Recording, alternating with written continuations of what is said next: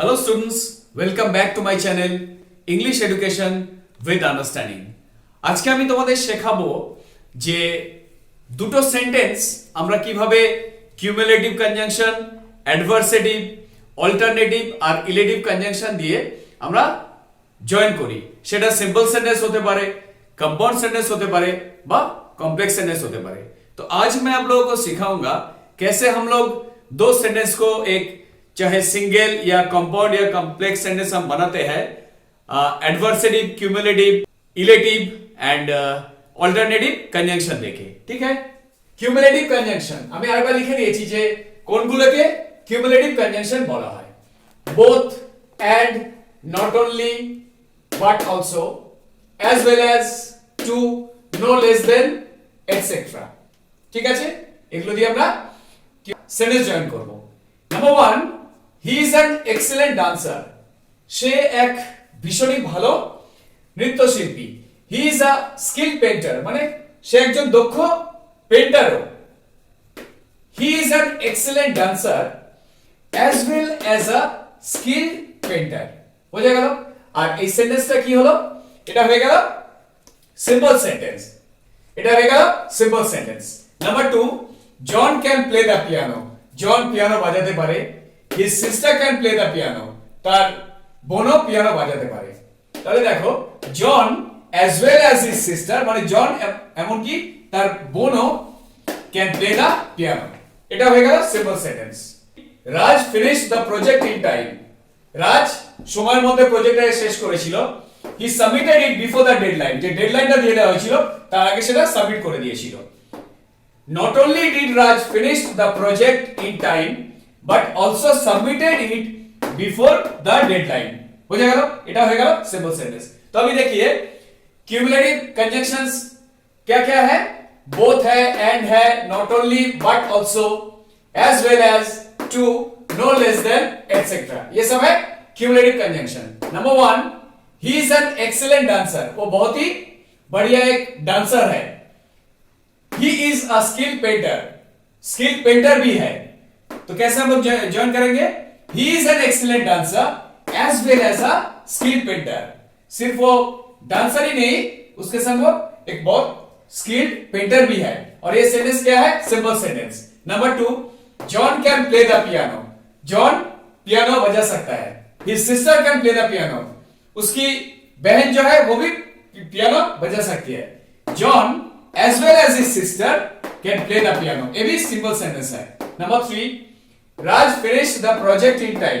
समय से पहले, मतलब समय के अंदर ही राज प्रोजेक्ट खत्म कर दिया था। He submitted it before the deadline. जो डेडलाइन दिया हुआ था उससे पहले सबमिट कर दिया था। Not only did Raj finish the project in time, but also submitted it before the deadline. ठीक है, ये भी सिंपल सेंटेंस। এবার দেখো অল্টারনেটিভ কনজাংশন। অল্টারনেটিভ মানে অল্টারনেট করা। ঠিক আছে, ইদার অর, এটা বা ওটা, neither, nor, otherwise, or, else, etcetera. Number 1, he was not happy. সে সুখী বা খুশি ছিল না। He was not sad. ও দুঃখীও ছিল না। He was neither happy nor sad. সে সুখী বা খুশি বা দুঃখী কোনটাই ছিল না। Simple sentence. Number 2, you can take the bus to reach your destination. মানে গন্তব্যস্থলে যাওয়ার জন্য তুমি বাসে করে যেতে পারো সেখানে পৌঁছানোর জন্য। You can go by train also. তুমি ট্রেনেও যেতে পারো। তাহলে you can take the bus or the train to reach your destination. বুঝা গেল? এটা সিম্পল সেন্টেন্স। বা এটার জায়গায় আমরা এটাও লিখতে পারি, either you can take the bus or the train to reach your destination। যে কোনো একটা আমরা লিখলে এটা ঠিক হবে। দুটোই simple sentence. Number 3, Rebecca will not get the first prize। Rebecca first প্রাইজটা পাবে না। Sonali will not get the first prize। সোনালিও ফার্স্ট প্রাইজটা পাবে না। neither রেবেকা nor সোনালি, মানে রেবেকাও না সোনালিও না will get the first prize। এটা হয়ে গেল सिंपल सेंटेंस। तो अभी देखिए कैसे अल्टरनेटिव कंजंक्शंस जो है वो क्या-क्या है? either, or, neither, nor, otherwise, or else, etc. ठीक है? Number 1, he was not happy। वो सुखी नहीं थे। he was not sad। दुखी भी नहीं थे। He was neither happy nor sad, वो सुखी या दुखी कुछ भी नहीं थे वो।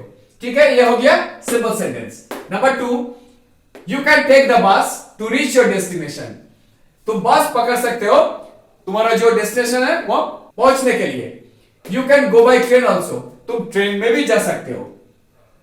You can take the bus और the train to reach your destination. ठीक है, destination.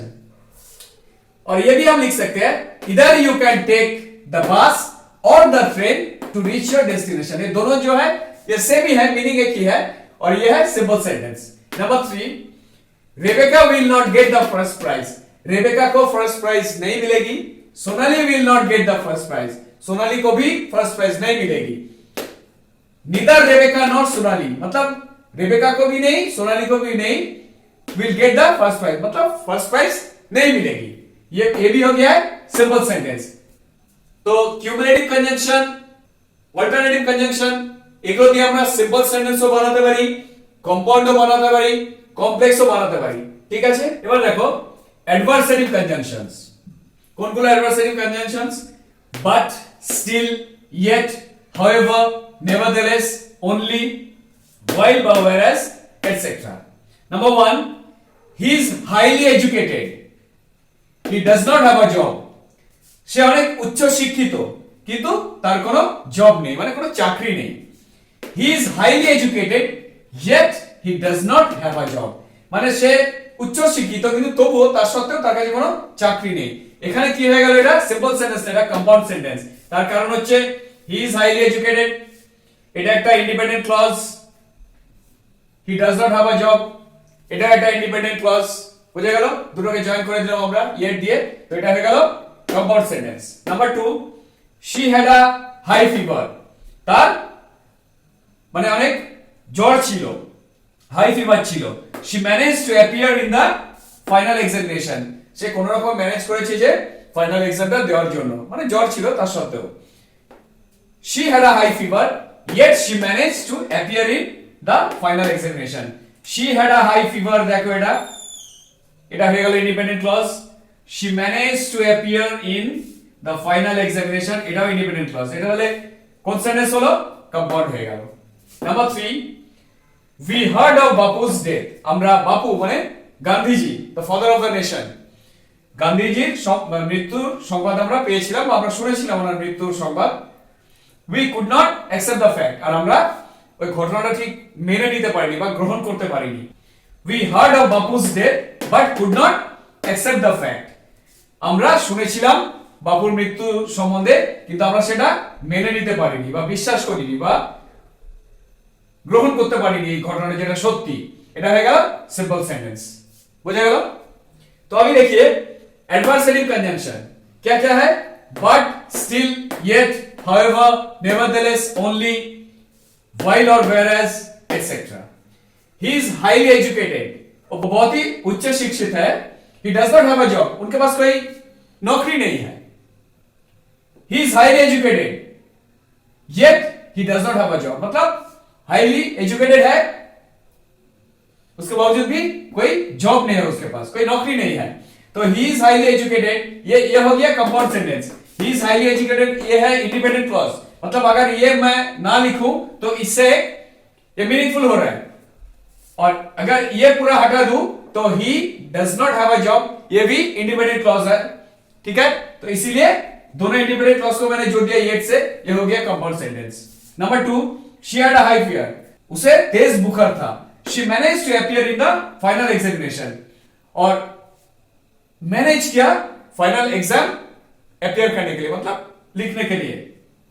she had a high fever yet she managed to appear in the final examination, ये भी इंडिपेंडेंट क्लॉज, ये भी इंडिपेंडेंट क्लॉज, ये हो गया compound sentence. Number 3, we heard of Bapu's death, बापू का मौत हो गया था, हम लोग को खबर मिला था। we could not accept the fact, और हम लोग ये विश्वास ही नहीं किया था कि ऐसा हुआ है। we heard of Bapu's death but could not accept the fact, ये हो गया सिंपल सेंटेंस। ठीक है, ইলেটিভ কনজাংশনস দিয়ে কি করে আমরা সেন্টেন্স জয়েন করি। আর একটা জিনিস মনে রাখবে যে ইলেটিভ কনজাংশন দিয়ে সিম্পল সেন্টেন্স সচরাচর হয় না, বেশিরভাগটাই হয় কম্পাউন্ড আর কমপ্লেক্স সেন্টেন্স। ঠিক আছে, তাহলে কোনগুলো relative conjunction? So, for, therefore, then, etcetera. Number 1, he has a cold, তার ঠান্ডা লেগেছে।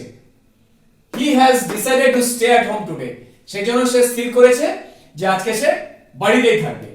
He has a cold, so he has decided to stay at home today. He has a cold, independent clause.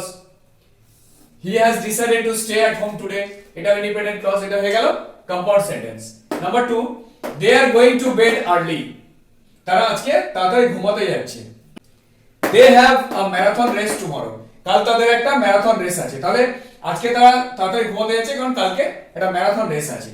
They have a marathon race tomorrow, therefore they are going to bed early, তাদের marathon race আছে কালকে, সেই জন্য তারা আজকে তাড়াতাড়ি বিছানায় মানে ঘুমাতে চলে যাচ্ছে আজকে। এটা হয়ে গেল কমপ্লেক্স সেন্টেন্স। আর দেয়ারফর যখনই আমরা লিখবো এটা খেয়াল রাখবে, সেই সেন্টেন্সটা কিন্তু কমপ্লেক্স সেন্টেন্স হয়। Number 3, Raj made a mistake, Raj একটা ভুল করেছে। হি ওয়াজ পানিশড, সে পানিশ হয়েছিল। তাহলে Raj made a mistake, so he was punished, আর এটা হয়ে গেল কম্পাউন্ড সেন্টেন্স।